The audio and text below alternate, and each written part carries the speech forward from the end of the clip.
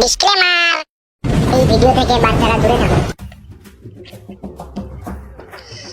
আরে বুঝলি বিষয়টা, আমি বড় সমস্যায় পড়েছি।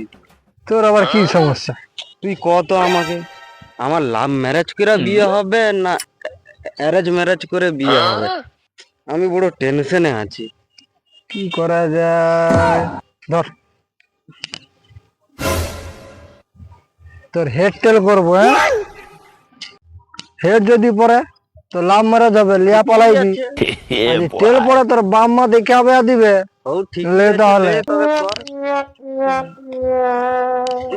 কি রে বড় পয়সা কোনো এদিকেও পড়েনি সেদিকেও পড়েনি, সজা হয়ে দাঁড়িয়েছে কি রে?